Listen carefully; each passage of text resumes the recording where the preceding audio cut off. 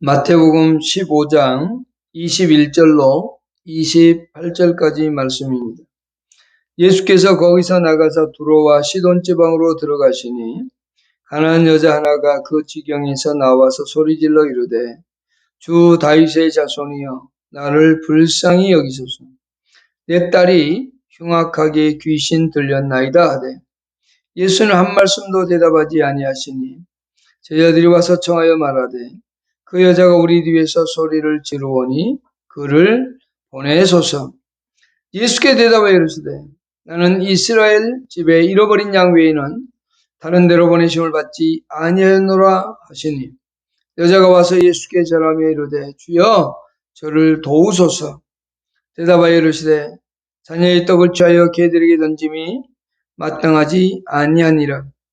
여자가 이르되 주여 올소이다마는 개들도 제 주인의 상에서 떨어지는 부스러기를 먹나이다 하니 이에 예수께 대답하여 이르시되 여자여 내 믿음이 크도다 내 소원대로 되리라 하시니 그때로부터 그의 딸이 나으니라.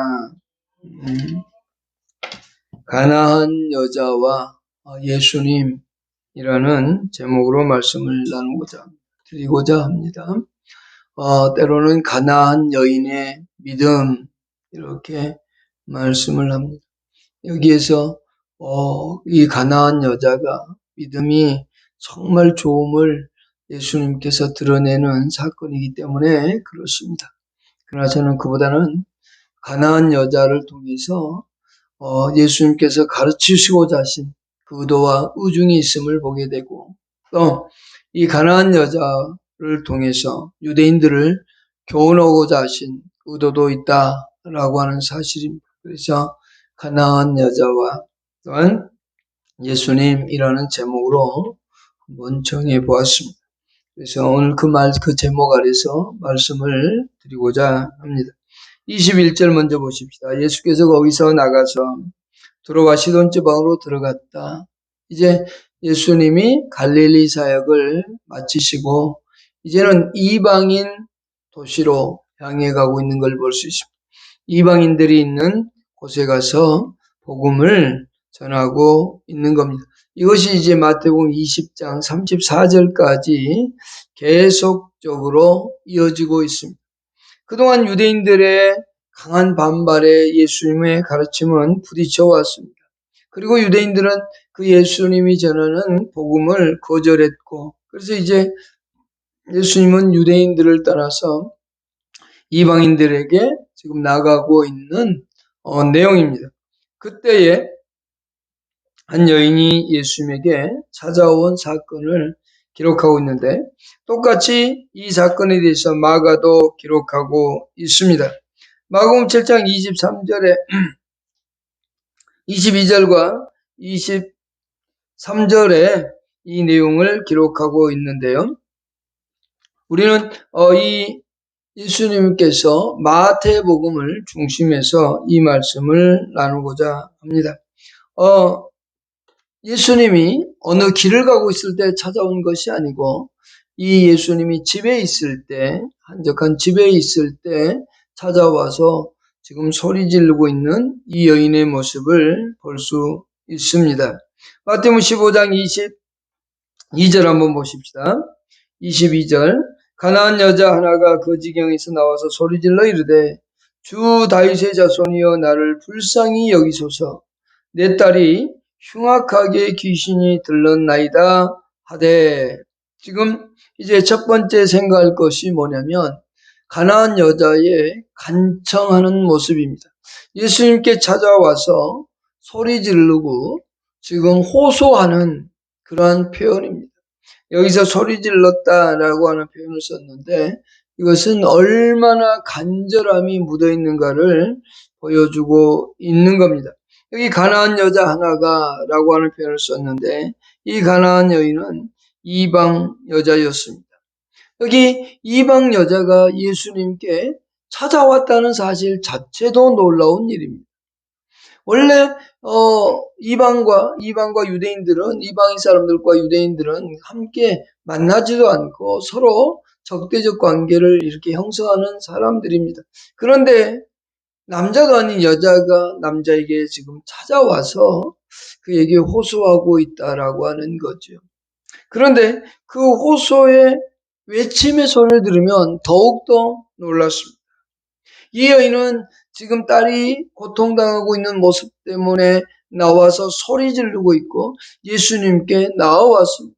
어쩌면 나와올 때에 제자들의 제지를 받을 수도 있고 유대인들의 제재를 받을 수도 있는데도 불구하고 그는 나왔습니다. 그러면서 나와서 하는 소리를 보십시다.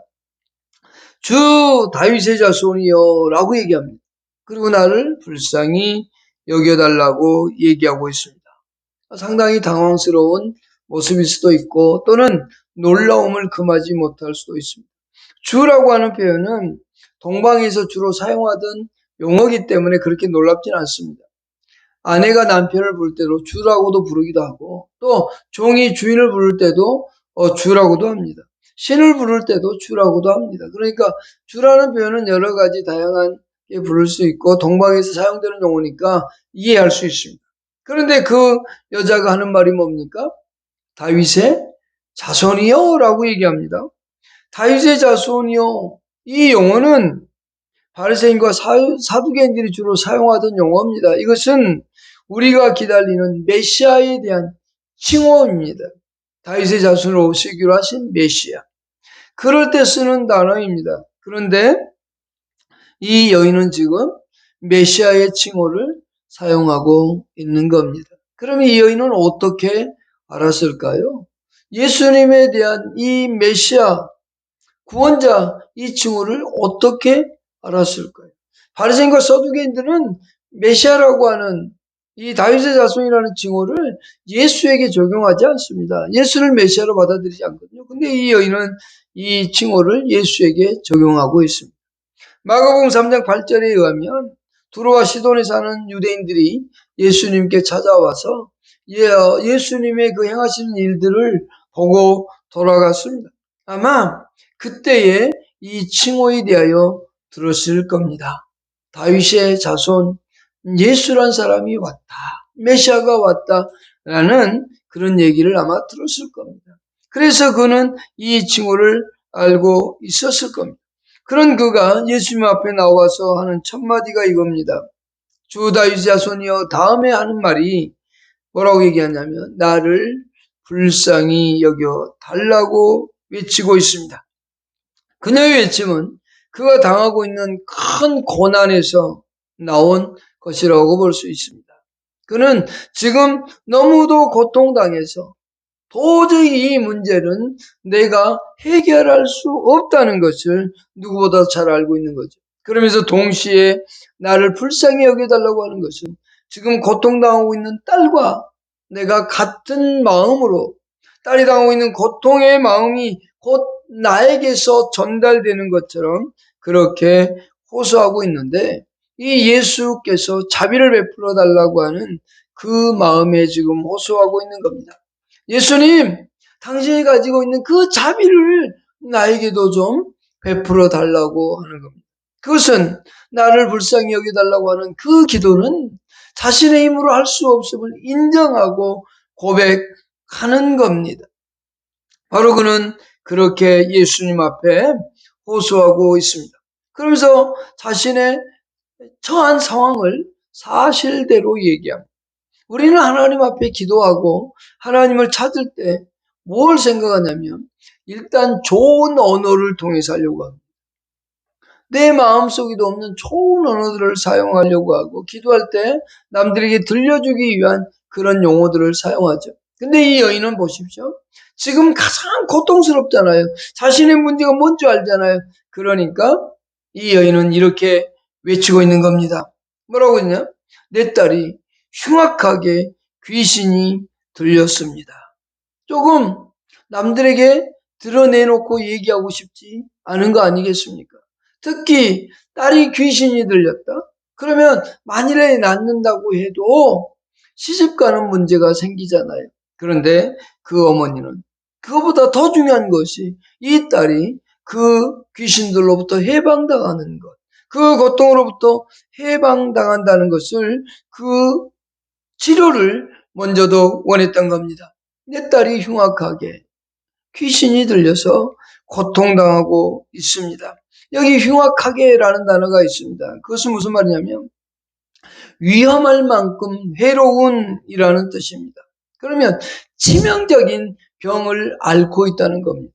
해로운 만큼, 위험할 만큼 해롭다라는 표현은 생명이 위협할 수도 있는 아주 지금 험악한, 아주 위험한, 치명적인 그런 상태에 있다. 아주 위독한, 위험한 상태에 있다는 것을 예수님에게 얘기합니다.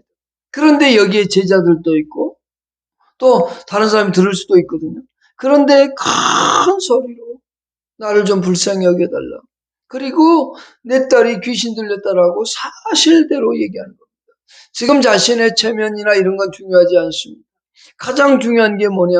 예수님으로부터 내 딸의 치유함을 받고 예수로부터 그 은혜를 얻는 겁니다. 이것이 그에게는 가장 필요했던 겁니다. 그런데 그때 예수님의 반응과 대답을 한번 보십시다. 두 번째 생각할 게 바로 그겁니다. 예수님의 반응과 대답은 23절로 24절에 있습니다.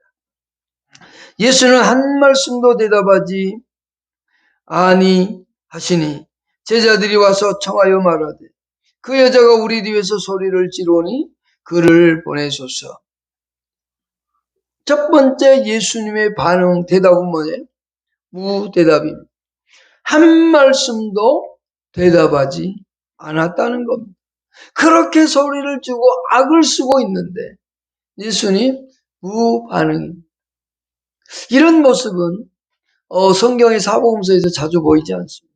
예수님은 그냥 다 고쳐주시는 분입니다. 우리가 이제 29절도부터 보면 많은 사람들을 그냥 고쳐준 내용이 나옵니다. 예수님은 많은 사람들을 치유했습니다. 그런데 이 여인에게는 한마디의 대답도 없습니다. 이 여인의 입장에서 보면 큰 고통입니다. 살면서 가장 큰 고통이 바로 뭐냐? 침묵하는 겁니다. 답을 하지 않는 겁니다. 특히 저 같은 사람은 대화하다가 대답 안 하면 막 화가 날라 그러거든요. 근데 이 여인의 입장에서는 어떻게 해요? 지금 날 무시하는 건가? 내가 말을 작게 하고 있는데 대꾸가 왜 없지? 나를 무시하나? 이런 생각이 막 몰려올 것 아닙니까? 그런데 하도 소리를 지르니 제자들이 거기에 중재를 나섭니다. 제자들이 뭐라고 하냐면 제자들이 와서 청하여 말하되 여자가 우리 뒤에서 소리를 지르니 그를 좀 보내주십시오 라고 하는 거예요. 여기 예수님의 입장은 전혀 침묵하고 계시다가 이제 제자들의 말을 듣고 대답하는 거거든요. 그런데 여기에 하나 더 생각할 거 있어요. 예수님이 그러면 왜 침묵하셨는가도 한번 생각해 볼 필요가 있죠. 아니 그토록 간절하게 소원하는데 왜 예수님은 그렇게 대답하지 않고 있었나? 거기에는 다른 여러 가지를 뭐 설명한 사람도 있지만 딱 하나라고 볼 수 있습니다. 뭐냐? 다윗의 자손이라는 표현을 썼잖아요. 진짜로 이 여자가 나를 메시아로 알고 있는지 시험하고 싶었던 겁니다. 진짜 나를 다윗의 자손 메시아 예수 구원자라고 하는 사실을 믿고 있는지 알고 있는지 한번 테스트해 보기 위해서 그렇게 침묵하고 그리고 내버려 두니까 이 여인은 더욱더 간절히 외칩니다. 더욱더 소리 지르니까 제자들 입장에서는 기가 아프고 정말 왜 예수님이 이렇게 아무 반응이 없을까 답답하기도 했겠죠. 그러니 제발 저들을 좀 보내주십시오라고 하는 제자들이 간청이 있습니다. 이 간청은 뭐냐면 제자들은 이 여인들을 보내주십시오라고 한 이 말은 얘 얘기를 들어주지 말고 소원을 들어주지 말고 그냥 쫓아보십시오 예수님 이게 아니라 그를 고쳐서 보내주시면 되지 않겠습니까? 라고 하는 겁니다. 어쩌면 이 제자들은 자기들 이익 때문에 그런 겁니다. 이기심 때문에 그런다고도 볼 수 있어요. 왜냐? 너무 시끄럽거든. 그러니까 제발 너무 시끄러우니까 제발 좀 보냈으면 좋겠다. 이런 생각인 겁니다. 소리 지르고 있고 또 이것을 너무 자기들에게 괴로운 거예요. 다윗의 자손 예수여 나를 좀 불쌍히 여겨달라고 이게 조그만 소리를 하는 게 아니라 막 죽기 살기로 달려드니까 이 제자들은 괴로운 겁니다. 제자들은 솔직히 여기서 제자들의 모습은 자신들이 저 여인을 생각한 게 아니고 자기들 생각하고 있는 이기심에서 나온 겁니다. 또한 예수님을 괴롭히고 있으니 예수님 우리 스승님을 괴롭히지 않습니까? 그러니 얼른 쫓아보내십시오. 고쳐서 좀 보내버리십시오. 라고 지금 간청한 거예요. 자기들의 이기심 때문에 그럽니다. 그때 예수님은 계속적으로 이 여인의 믿음을 시험하고 테스트해 봅니다. 그러면서 예수님이 대답은 24절입니다. 24절의 말씀은 이렇게 말합니다. 예수께 대답하여 이르시되 나는 이스라엘 집에 잃어버린 양 외에는 다른 데로 보내심을 받지 아니하였노라. 예수님께서 이 땅에 오신 목적에 대하여 분명하게 말씀합니다. 여기서 예수님의 대답은 무엇을 의도하고 있냐면 이 여인이 자기 자신의 비천함을 깨닫게 하고자 하는 의도가 하나 있고 또 하나는 그녀를 계속적으로 시험고자 하심이 이어지는 겁니다. 진짜로 내가 널 이렇게 무시하는데도 고침을 받고 싶어? 라고 하는 거예요. 그러면서 동시에 너 자신이 얼마나 비천한 존재인가, 얼마나 무시를 당하고 있는가 한번 보라는 얘기입니다. 그렇게 무시를 당하는데도 나에게 은혜를 구할 거니? 그렇게 얘기하고 있는 겁니다. 예수님의 대답은 바로 24절이 그렇습니다. 예수님은 나 너 못 고쳐줘 이게 아니라 그 여인에게 얼마나 비참한 존재인가를 알려주고 있는 거고 그러면서 동시에 진짜 메시아로 믿어 이렇게 비참한 존재인 것을 알면서도 이렇게 무시를 당하고 모욕적인 언어를 들어도 그래도 나에게 의지하겠느냐라고 하는 겁니다. 아마 우리들 같으면 이런 모욕을 당하면 어떻게 될까요? 분노하고 화를 내겠죠. 감히 아무리 실력 있고 능력 있다고 해도 너무하시네 하면서 화를 내고 돌아갈지도 모르겠습니다. 이렇게 무시를 당하는데 이 여인은 그렇게 돌아가지 않습니다. 뭐가 아직 해결이 안 됐어요? 딸의 문제가 해결이 안 되었잖아요. 자신이 비천해지고 자신이 모욕을 당하고 자신이 정말 수치를 당해도 이 예수님만이 모든 문제를 해결해 줄 뿐이라는 걸 믿는다면 떠날 수가 없는 거죠. 이분만이 우리의 딸을 고쳐줄 수 있다는 확신이 있고 이분만이 진정한 메시아라는 사실을 믿는다면 우리는 어떤 수치, 어떤 모욕도 이 여인은 감당해내는 겁니다. 우리가 진정 예수 그리스도를 메시아요, 구원자요, 나의 영원한 구원자라고 믿는다면 우리는 목숨도 걸 수 있는 이유가 여기에 있는 겁니다. 바로 그래서 초대교회에 수많은 사람들이 순교의 반열에 올랐고 그동안 2000년 역사 속에서 핍박과 고난 속에서 자신의 목숨을 내어버리면서도 믿음을 버리지 않는 이유는 바로 여기에 있는 것. 예수만이 영원한 구원자라는 사실을 믿기 때문에 그렇습니다. 이런 모욕을 당하면서도 이 여인은 예수님에게 또 간청을 합니다. 세 번째 생각해 보십시다. 26절부터입니다. 여자가 와서 예수께 절하며 이르되 주여 저를 도우소서. 대답하여 이르되 자녀의 떡을 쳐여 개들이 던짐이 마땅하지 아니하니라 라고 되어 있습니다. 세 번째 생각할 건 이겁니다. 가난한 여자의 끈질긴 간청과 예수님의 대답입니다. 여자는 가난한 여자의 끈질긴 간청이 바로 25절인데 그는 예수께 나와서 절합니다. 지금 모욕을 당하고 있고 자신이 멸시를 당하고 있는 그런 느낌을 받을 수 있는 상황인데 그런데도 불구하고 그는 오히려 더 예수님께 가까이 와서 예수님에게 엎드려 절을 하고 있는 겁니다. 예수님에 대한 경건한 마음의 자세, 예수님을 향한 그 자신의 신앙을 그 앞에 보여주고 있는 겁니다. 자신의 모든 걸 내려놓고 예수님 앞에 엎드려서 예수님만이 나의 구원자이십니다. 그러니 나의 마음을 다해 그분 앞에 엎드리고 있는 겁니다. 우리는 이 하나님 앞에 우리 자신들을 내려놓고 그분 앞에 그렇게 엎드려야 되는 겁니다. 그러면서 그는 이렇게 말합니다.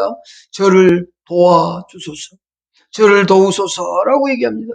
앞절에서 우리는 나를 불쌍히 여겨달라고 간구했었죠. 이거보다는 더 간절한 심령입니다. 주여 나를 불쌍히 여겨주소서. 다윗의 자손 예수여 나를 불쌍히 여겨주셨던 맹인의 그 간절함과 같은 맥락의 모습을 볼 수 있습니다. 주 다윗의 자손이여 나를 불쌍히 여기소서. 이보다 더 한 걸음 더 나아가서 이제 주여 나를 좀 도와주십시오. 더 간절한 마음으로 그는 예수에게 간곡하게 호소하고 있는 겁니다. 왜 이렇게 간절하게 호소할까요? 자기 자신의 문제라면 아마 그냥 돌아갔을지도 모르겠습니다. 그러나 누구의 문제입니까? 딸의 문제 아닙니까? 앞으로 살아갈 인생이 걸려있는 딸의 문제. 여기에 이 어머니는 지금 딸과 하나 되어 있는 모습을 보여주고 있습니다. 딸이 고통당하고 있는 그 아픔을 부모로서 그대로 안고 그대로 이해하고 그대로 아픔을 가지고 어쩌면 더 큰 아픔을 가지고 그 예수님에게 말하고 있는 겁니다. 이 간절한 간구, 그것은 부모이기 때문에 가능한 겁니다. 그가 딸과 부모로서, 어머니로서 연결되어져 있기 때문에 이런 간절함과 모욕을 참아낼 수 있었던 겁니다. 그렇다면 우리 하나님을 한번 생각해 보십시다. 뼈를 깎는 아픔도 부모이기 때문에 견뎌내는 이 여인의 모습 속에서 우리는 하나님과 나와의 관계를 한번 생각해 보십시오. 하나님과 나와의 관계는 아버지의 관계입니다. 우리는 하나님의 아들이라고 합니다. 그런데 아들된 우리를 구원하기 위해서 예수 그리스도를 십자가에 처참하게 희생시키시는 그 하나님인 겁니다. 독생자이신 예수 그리스도를 십자가에 못 박고 버리시는 그 하나님의 사랑. 왜요? 우리를 살리고자 하신 그 하나님의 의중이 있는 거죠. 이 여인이 예수님 앞에 엎드려 그토록 간구하고 있는, 무시와 멸시를 당하면서도 참고 그 일을 간구하고 있는 이 여인의 모습은 바로 십자가에서 자신의 모욕과 멸시를 당하면서도 우리의 구원을 위해 끝까지 참으셨던 그 예수 그리스도의 모습을 볼 수 있는 겁니다. 바로 여기에 하나님의 사랑을 우리는 기억해야 되고요. 예수 그리스도께서 희생하신 그 희생의 사랑을 우리는 마음속에 새겨야 됩니다. 그런데 여기 두 번째 간구에 대한 예수님의 답변을 한번 보십시오. 이 정도면, 이렇게까지 호소할 정도면 예수님이 좀 다른 얘기를 하셔야 되지 않나 싶은데 잔인할 정도의 말을 합니다. 26절 보십시다. 대답하여 이르되 자녀의 떡을 취하여 개들에게 던짐이 마땅하지 아니하니라. 그래, 너의 간구함을 내가 들었다. 그러니 내가 너를 이제 치료해주고 내게 이루어질게. 이게 아니라요. 더 모욕적인, 더 비참함을 깨닫게 만드는 것. 여기 뭐라고 얘기하냐면 개에게 비유하고 있습니다. 대답하여 이르시되 자녀의 떡을 취하여. 떡은 하나님의 축복을 얘기하고 자녀는 바로 이스라엘 백성들을 말해주고 있습니다. 그러니까 이스라엘 백성들에게 복이 있는 거지 개들에게 있는 건 아니다 라고 하는 거예요. 근데 여기에 이제 성경에 보면 개들 그러면 아주 사납고 난폭한 그런 표현을 쓰는데요. 여기에서 말하고 있는 개는 그런 사나운 그런 개가 아니고요. 집에서 키우는 애완견을 얘기합니다. 반려견을 얘기합니다. 그러니까 주인들이 이 반려견이 자기가 먹던 것을 뺏어가지고 자식의 것을 뺏어가지고 그 개에게 주는 부모는 없다 그 말이에요. 그러니까 이 여인을 개 취급하고 있는 거잖아요. 애완견 정도로 취급하고 있는 거잖아요. 그런데 이 여인의 대답을 한번 보십시오. 뭐라고 해요? 27절 보십시다. 여자가 이르되 주여 올소이다마는 개들도 제 주인의 상에서 떨어지는 부스러기를 먹나이다. 무슨 얘기냐면 우리 자녀의 떡을 취해서 개에게 주는 법은 없습니다. 그러나 개도 그 주인의 상에서 떨어지는 부스러기를 먹으면서 사랑을 받고 있지 않습니까? 그러니 이방인인 나도 조금 사랑을 나눠주십시오라고 하는, 부스러기라도 주십시오라고 하는 그 애절함과 간절함을 여기서 설명해 주고 있는 겁니다. 이 가나안 여인은 절대로 대항하지 않습니다. 27절과 28절을 보십시다. 가나안 여인의 예수님에게 보여주는 신앙인의 모습입니다. 여자가 이르되 주여 올소이다마는 개들도 제 주인의 산에 떨어지는 부스러기를 먹나이다. 그러니까 하나님의 은혜가 아니면 예수님의 그 공유를 조금만이라도 나누어 주십시오. 그 치유의 능력을 조금만이라도 나누어 주십시오 하는 겁니다. 그녀는 여기서 뭘 하고 있냐면 분노하지 않습니다. 절대 화내지 않습니다. 또 하나, 그는 자신의 입장을 인정하고 있습니다. 나는 이마인 거 인정합니다. 하나님으로부터 사랑을 받을 수 없는 존재인 걸 압니다. 그러나 그 이스라엘 백성들이 받았던 사랑이 내 자신의 처지에서 받을 수 있는 그 사랑을 조금만 주십시오라고 하는 지혜로움마저도 보여주고 있는 것. 이 여인은 믿음만 있는 것이 아니라 그의 지혜로움까지 있는 겁니다. 그때 예수님의 대답은 이제 28절입니다. 28절이 예수께서 대답하여 이르시되 여자여 내 믿음이 크도다. 내 소원대로 되리라 하시니 그때로부터 그 딸이 나으니라고 되어 있습니다. 여기에 믿음을 칭찬하고 있습니다. 내 믿음이 크도다라고 예수님께서 말씀하고 있는데 이것은 예수님에 대한 신뢰와 확신 그것만 있는 것이 아니라 겸손과 인내까지도 가지고 있다는 단어인 겁니다. 바로 믿음이 크다라고 하는 표현은 신뢰함, 예수님을 신뢰하고 예수님이 고치실 걸 확신하는 것 이것뿐만이 아니라 더욱더 겸손함과 인내 끝까지 참아내는 것 또한 포함하고 있습니다. 너는 참 믿음이 크다. 그럼 예수님이 이 여인이 믿음이 없는 걸 몰랐어요? 믿음이 있는 걸 몰랐을까요? 알았다는 겁니다. 그렇기 때문에 이렇게까지 무시하고 멸시하면서 그 여인의 믿음을 체크하고 있었다는 겁니다. 그러면서 예수님께서 답을 하십니다. 내 소원대로 되라는 겁니다. 그녀는 결국 치유함을 받았습니다. 예수는 이 여인에게 첫 번째는 침묵하셨고요. 두 번째는 말로써 무시했습니다. 세 번째는 칭찬과 함께 그녀의 요구를 들어주고 있는 예수님의 모습을 봅니다. 그러면서 뭐라고 얘기했냐면 소원대로 되라는 겁니다. 원하는 것만큼 인내로 극복한 여자에게 다 이루어지겠다는 겁니다. 원하는 것만. 여러분, 우리는 이 땅을 살아가면서 이 이방 여인이 구원을 받고 자기의 소원대로 되어진 걸 압니다. 우리는 이 여인에게서 배울 수 있는 것은 정말 끝까지 믿음을 버리지 않고 그 예수 그리스도를 신뢰하고 믿는 겁니다. 그러면서 우리가 간구하고 소원하는 모든 것들이 하나님의 뜻대로 이루어지기를 갈망하는 여러분이 될 수 있기를 바랍니다. 이런 믿음을 가지고 이 땅을 살아가시기를 축복합니다. 기도하겠습니다. 하나님 고맙습니다.